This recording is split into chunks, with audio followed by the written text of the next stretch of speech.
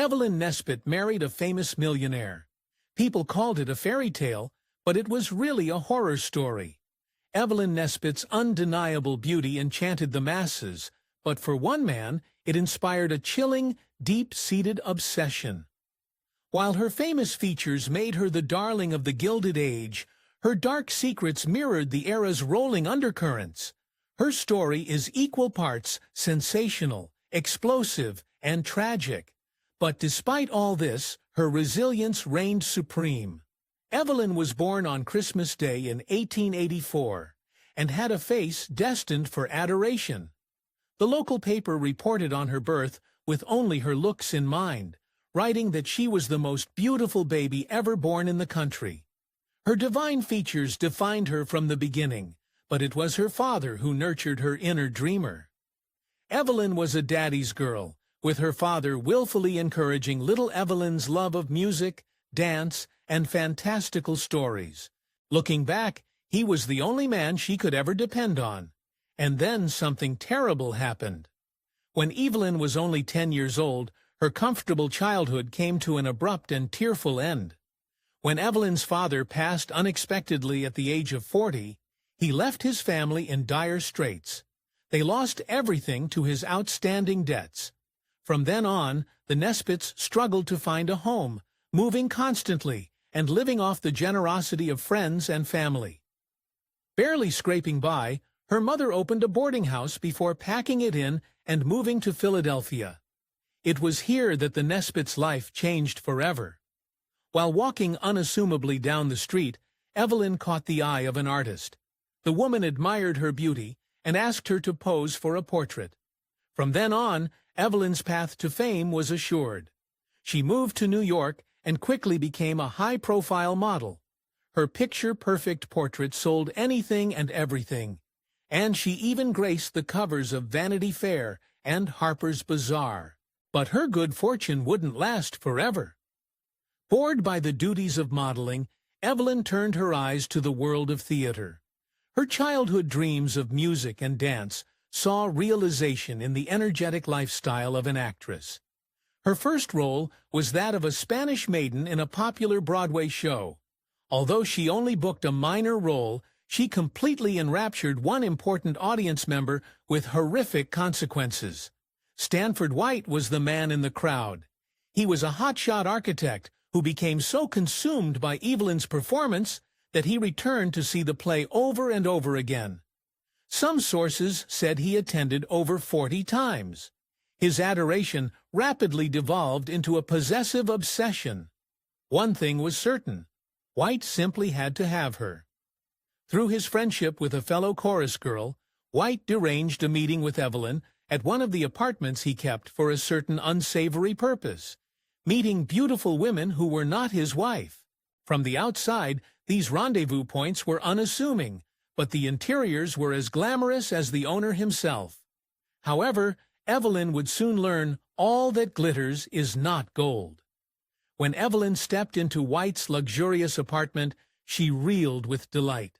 Unfortunately for White, this admiration didn't extend beyond the trimmings of his gilded trap. Even a ride on his famous red velvet swing couldn't make Evelin return White's feelings. In her own words, Evelin described him as appalling and terribly old. After all, she was only 16, and White was a distant 48. White thought Evelin was stunning, but one thing kept her from reaching absolute perfection: her teeth. Taking it upon himself to mold her into the ideal woman, he sent her to the dentist to fix them as he saw fit. And when it came to the expenses, well, he covered all the bills. His riches were no small matter. White's obsession with Evelin effectively turned her into his prodigy and his property. He paid for everything, moving her and her mother into a fancy apartment and even paying for her brother's education. White spoiled her with gifts, books, piano lessons, and best of all, an introduction to the man who'd make her a star. Thanks to White, Evelin became the iconic Gibson girl. But all these favors had a dark side. White felt that Evelin was in his pocket, and soon he'd make her pay up.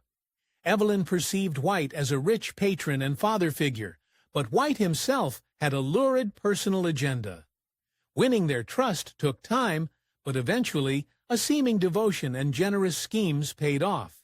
On one occasion, he persuaded Mrs. Nesbit to visit his friends back in Pittsburgh and to trust her daughter to his care, leaving the two of them alone together. This seemingly sound plan turned into a tragic mistake. At this time, Evelin worked the circuit non-stop. She modeled during the day and acted on Broadway in the evenings. In order to isolate her from the constant demands of her career, White invited her to a party at Madison Square Garden. But this wasn't to be a soiree of mingling celebs and final d'oeuvres. It was a nightmare waiting to happen. When Evelin arrived at the party, she quickly learned the dark truth. The place was empty. Something nefarious was afoot. He said to her, "Isn't it too bad all the others have turned us down?" He handed her a glass of champagne, and then another. The party went on with just the two of them, until Evelin, woozy and piled with drinks, became desperately vulnerable. White led Evelin up a secret staircase to a room she had never seen before, small but elegant, furnished with antiques and hangings. But behind these hangings was yet another room. This one, a bedroom with a four-poster canopy bed, completely surrounded by mirrors, featured the ceiling twinkling with color-changing lights. Never had anything so shiny and so sinister. The next morning, Evelin woke to find herself reflected in one of the many mirrors exposed in lying naked next to Stanford White. With no memory of the night's proceedings, she let loose a blood-curdling scream. White's manipulative scheming found fruition.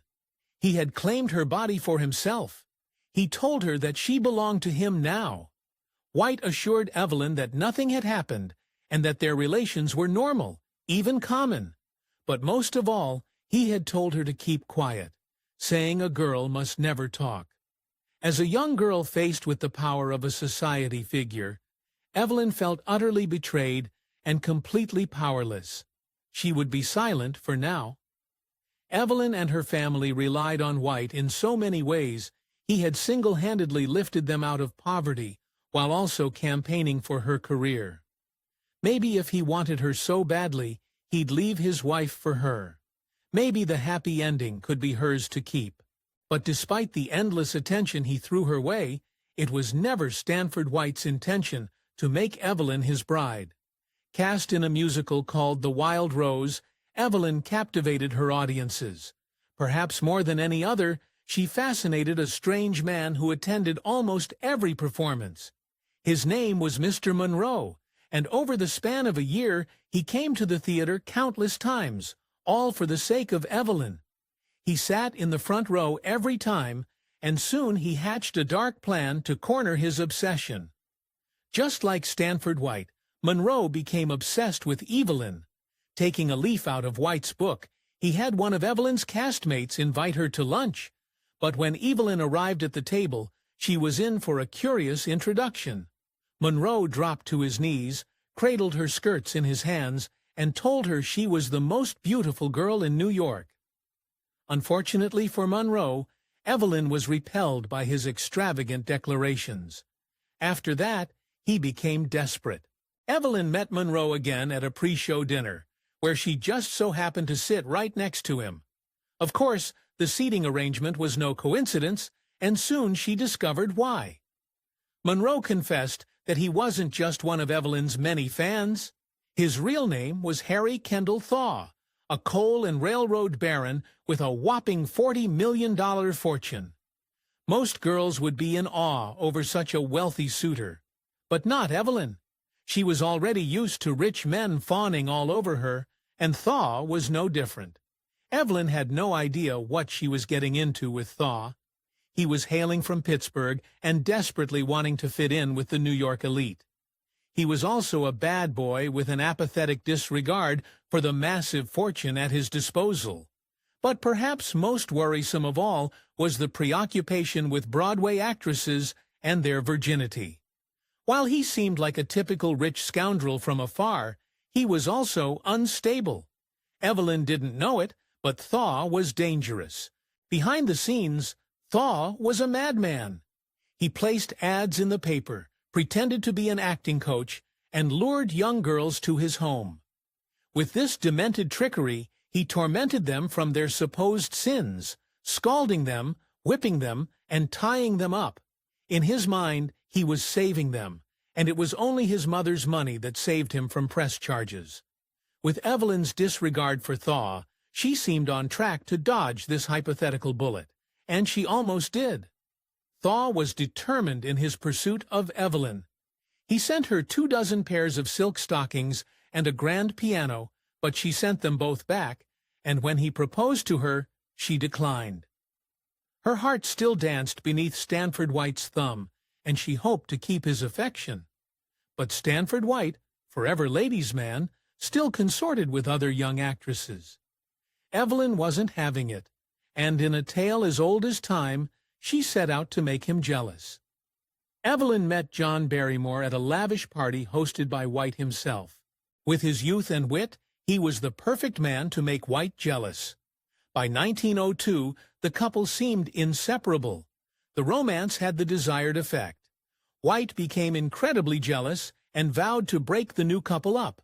Along with Evelyn's mother, White concocted a plan to separate the lovers for good. White and Evelyn's mother hoped that they could break up Evelyn and her new beau by sending her off to boarding school. However, right before she left, Barrymore endeavored to claim the last word. He proposed to Evelyn in front of both her mother and White. However, Evelyn's response called them to the core. She said no when trotted off to boarding school. Clearly, he'd served his purpose in her plan to make White jealous. While at boarding school, Evelyn faced a severe medical emergency. She needed an appendectomy. Panicked and unable to contact Stanford White, Evelyn's mother sought the help of another rich man who maintained a soft spot for her daughter, Harry Thaw. And just like that, this devilish man was back in her life. He sent her one of the best doctors money could buy, and when she pulled through, he made her an offer too good to refuse. Thaw wanted to take Evelyn and her mother on a sweeping trip through Europe to help her relax. But as soon as the trip began, Evelyn and her mother started arguing over money. Her mother was squandering her daughter's paychecks on personal purchases.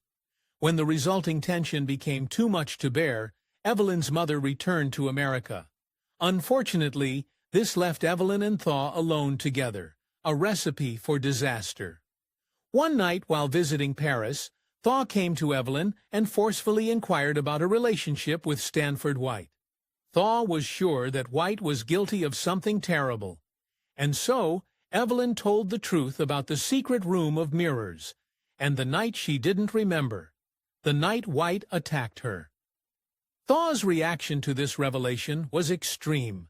Upon hearing how White had attacked Evelyn, Thaw immediately dissolved into a fit of tears and hysterics. He was clearly angry and upset about how White had manipulated Evelyn.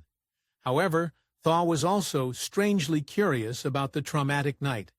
He wanted every sort of detail, and so they stayed up all night mulling over it. At first, Thaw's concern moved Evelyn, but later on, it took a dark turn. Evelyn and Thaw continued to travel the continent together, but Thaw's interest in growing obsession with Stanford White didn't let up. He was always a topic of conversation. When they landed in Germany, their lodging was an eerie Gothic castle. On one fateful night, Thaw ordered the servants away, so that he and Evelyn could be alone. And that's when a real-life nightmare ensued, one that Evelyn will never forget. When Evelyn awoke, she saw Thaw standing over him with a whip in hand. Consumed by madness, he attacked her, ripped at her nightgown, and beat her. He told her to atone her for her sins, and then raped her himself. The very next day, Thaw pretended as though everything was normal. When she asked to see a medic, he brought her to a professional that overlooked the deep bruises and injuries trailing every inch of her body. She knew she had to get away. When they arrived back in Paris, Evelyn hit a much-needed stroke of luck. She ran into an old friend of Stanford White's, who whisked her away from Thaw's terror and backed into New York. But when she got home, she realized that she was more alone than ever. Her mother refused to see her, and White was too busy to make time. Despite being a mere 17-year-old, she worried she wasn't young enough to engage White's attention. For the next 2 years, Thaw did everything in his power to make amends for brutally attacking Evelin. He sent her letters, promising that if she married him, he'd change his ways. He sent her hundreds of flowers as an apology, and when she refused to see him, he sent friends to apologize for him.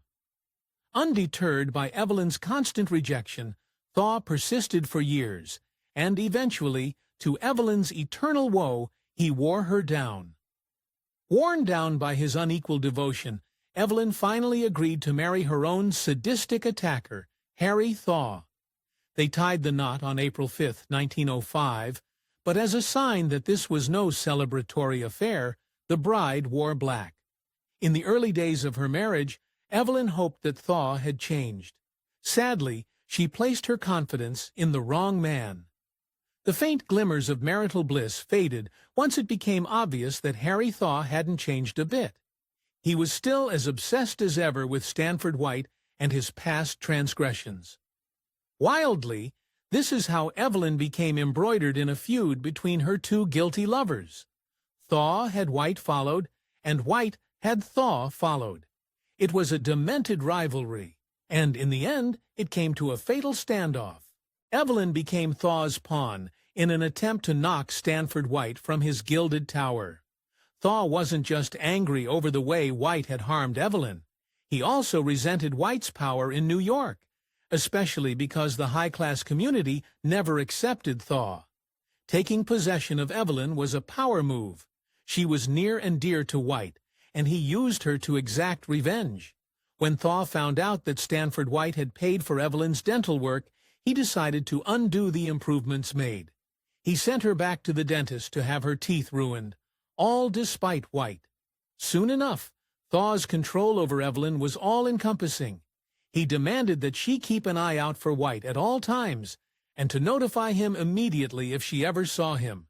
He demanded she call White the Beast. After a year of waiting in vain to travel, Evelin finally got her wish. Her husband announced a grand trip to Europe, their journey beginning with a pit stop in New York. It sounded resplendent. Dinner in a show, and then a ship bound for new shores. But the play they had tickets to was playing at none other than Stanford White's Madison Square Garden. If Evelin thought this was just a coincidence, she'd soon be proven wrong. On the night of the play, Evelin noticed her husband's odd behavior. He was drinking profusely and sweating beneath a long black overcoat. At curtain call, she was happy to see that White wasn't in his usual seat. She wanted to avoid him at all costs, as her husband was sure to make a scene. But then the elevator doors opened, and her heart instantly sank.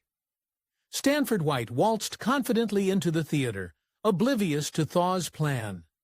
Distressed at the sight of her old love, Evelin asked Thaw if they could leave discreetly. But when she arrived at the elevator doors, her husband was nowhere in sight. To her horror, she turned to see him walking in the opposite direction, straight toward Stanford White. Drawing a pistol from his coat, Thaw took aim at his nemesis and shot him point blank.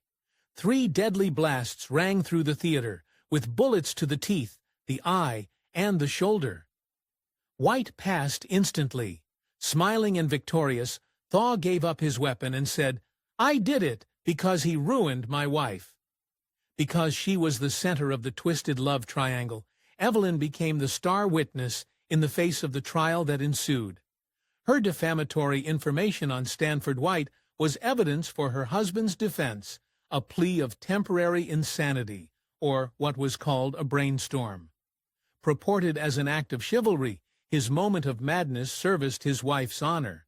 But in order for this to work, Thaw's team had to make the jury despise Stanford White. Evelin took the stand for both of her husband's trials. During a time when assault and even intimate relations were taboo, her testimonial became scandalous fodder for the masses. This destroyed her to the very core, mentally and emotionally. Until then, her attack by Stanford White had remained a dark secret, and now everything was out in the open. But she had no choice. She completely depended on Thaw's fortune to stay afloat. When the second trial commenced, Thaw had no choice but to plead insanity. Too much evidence surrounding his character had surfaced since his last trial, and this defense was the only way for him to escape the electric chair. This time, he was found not guilty, with the judge sentencing him to life at the state hospital for the criminally insane. But even then, Evelin couldn't escape the clutches of her psychotic husband. From the confines of the hospital, Thaw had Evelin followed, her every movement tracked and reported. And then, in 1910, Evelin gave birth to her first child, a son named Russell William Thaw. She claimed to have conceived Russell during a visit shared with Thaw, but for the rest of his life, he strongly denied paternity. After everything she sacrificed for him, Evelin soon learned that marrying into the Thaw family had been a monumental mistake. Thaw's mother despised Evelin. She resented her daughter-in-law for her lowly station and hated that her son chose to marry so far beneath him. Mother Thaw afforded Evelin no mercy and gave her pitiful allowance, mere crumbs compared to the riches she once enjoyed. This forced her to crawl to her incarcerated husband and beg for more money, just so she could pay her rent. Soon enough, she hit a breaking point. When Evelin finally realized that the Thaws would never provide her with a stable living, everything clicked into place. She knew what she had to do. Evelin's scandalized society by beginning to testify against her own husband at his sanity hearings. It was the only way she could get back at Thaw and hopefully make him angry enough to release her. Thankfully, Evelin's plan worked. Thaw filed for divorce, but even this didn't guarantee her a happy life.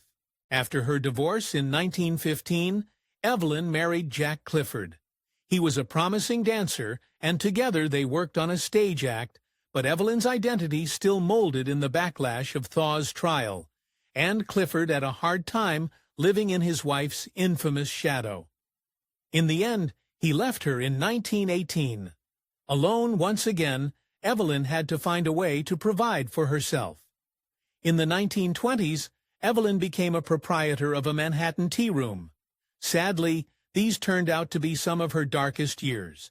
Addiction became her constant companion as she grappled with alcoholism and the temptation of morphine. And after being fired from a dancing gig in 1926, the sadness became too much to bear. She took a swig of disinfectant and tried to end it all. Luckily, Evelin pulled through her attempt. She moved away from New York and its many ghosts, setting up shop in Los Angeles, California. She was an artist now, a sculptor, and she flourished as an instructor at the Grant Beach School of Arts and Crafts. Today, Evelin's face is instantly recognizable, and while most aren't aware of her scandalous history, it is a face difficult to forget. Thanks for watching History Exposé. If you love uncovering the best stories in history, hit like and subscribe to Keep Exploring with Us. Don't forget to visit our main page, Factor Nate, for more incredible facts about everything.